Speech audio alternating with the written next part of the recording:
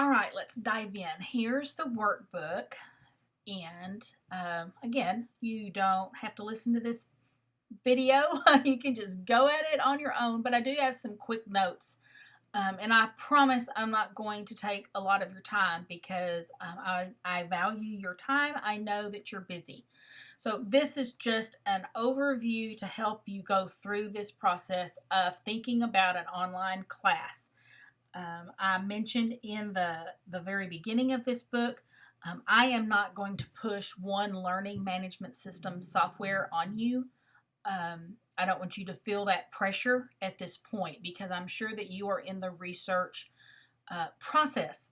I happen to use the system that you're in right now called MemberVault, but anything that I present to you in this workbook works across any type of platform. And it also is good, it is the thought process that you need for classes, or if you're going to form a membership program that's going to have classes in it, or if you want to do a workshop or even some type of online summit or something. This is still all the thought processes that you would go through. So the basic online course information is really just what's the theme? What are you going to teach? What is it all about? And who your target audience is. And then who is the teacher? Is it yourself or are you bringing on board a team of people to help you teach through the process? So if you are going to have some other teachers, you will need to know you want to be able to present to your students, to your class, who they are, their qualifications, website, photo, give them a chance to get to know the teacher before the class gets started, and then the goal of the course or class and how long it's going to run. What do you envision? What is the length of time? Do you see this happening, this presentation of information happening over days, weeks, months, lessons? This is really where you start kind of sketching out a rough draft syllabus of what you want it to contain. Of course, you can add or take away, but it's time to start getting that information on into a notebook or on a brainstorming board, digital wise or something. Okay. Think about the minimum and maximum time for the student to complete the learning. Think ahead to that point. How long do you think the student is going to need to be in this course? And that also gives you some information to be able to use for the sales copy, to be able to and you might have to go back later and add up how many minutes of video is a part of this course. It is something that I judge personally the value of the cost of a program to find out, somebody says with videos, but I find out that there's only 20 minutes worth of videos and there's 25 lessons and everything's text. When you tell me with videos, I have a certain assumption. So let's just be upfront about that. And then what's the value of the course? And I probably should have put that one in bold, but this is the essential information in it. And you might not be able to put a price at the end, but remember the value of the course is not so much the cost that you're charging somebody, it's the value in what you are teaching the person. How are they going to value that? What skill are they learning? Is it going to save them time? Is it going to give them life breakthroughs? And that has a certain value to them. It pushes them, propels them forward in life by eliminating things or gaining knowledge. So that's the value. Section 2 is just kind of the basic about how's your course going to work. Is it straight text? Is it all video? Is it all audio? Are there going to be PowerPoint presentations? Are there going to be some type of documents? Are you going to have any live component where the students come together, once a week, or where they have opportunities to meet with you? This is just all of those different pieces of the information pie. And I would have drawn this box as a circle, but I don't know how many pie slices in your pie. So, that's just something for you to think about.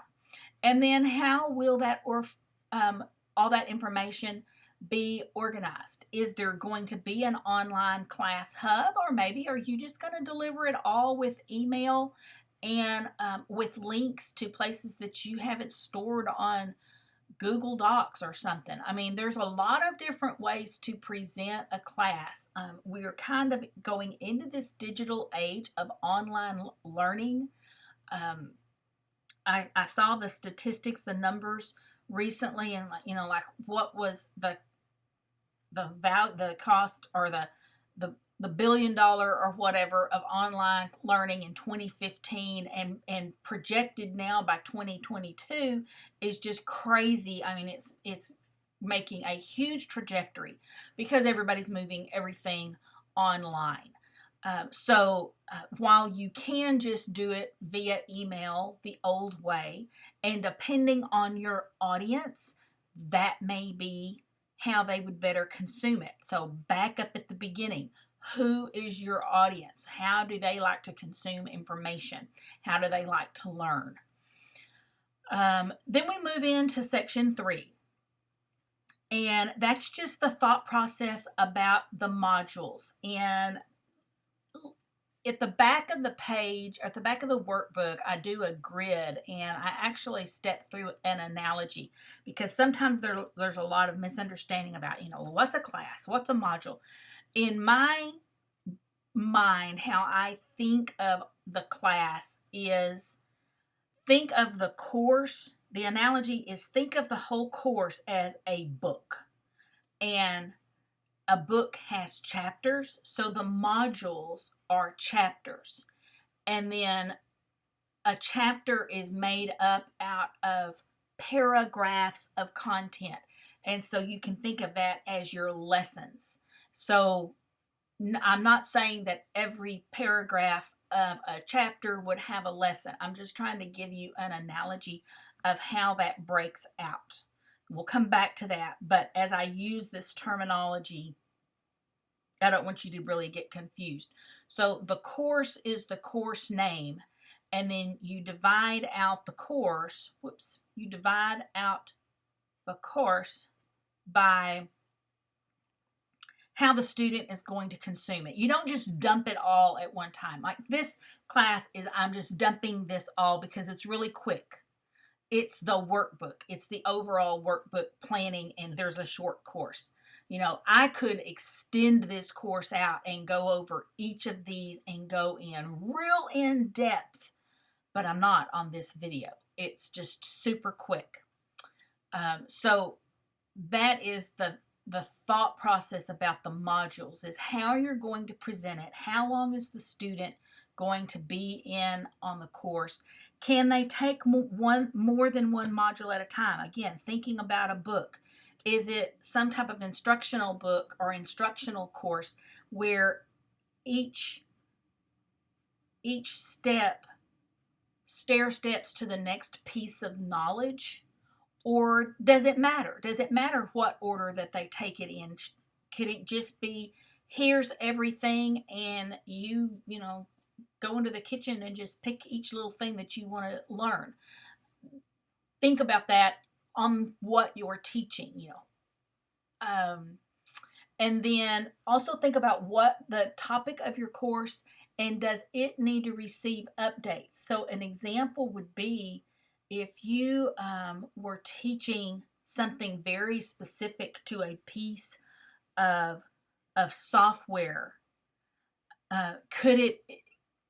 if you're teaching that piece of software and you're showing screenshots and you're showing stuff, well, what happens if that software updates? Is your course, are you going to keep it open forever and know that you need to go back in and update it because there's been other updates? Just something to consider. Not everybody, just something to consider. How will your students interact with the teacher? With whether that's you or the other teachers, or will they have any interaction? I've been in everywhere from a course that launched, and during that initial launch time, it was actually a course by a group that I'm in, a group that I'm a part of, and the teacher, They brought in a guest teacher. That teacher taught that launch of that course, and they had a Facebook group, and you could actually, they had once a week where that teacher popped in for 3 weeks, because in their mind it was going to take about 3 weeks to consume that information, and so they had the Facebook group set up. After the launch, now that's all kind of archived. They recorded some things, they copied and pasted some things that were brought up in the Facebook group, and now that's just in their course that is still available. No, sorry, my cohort is barking.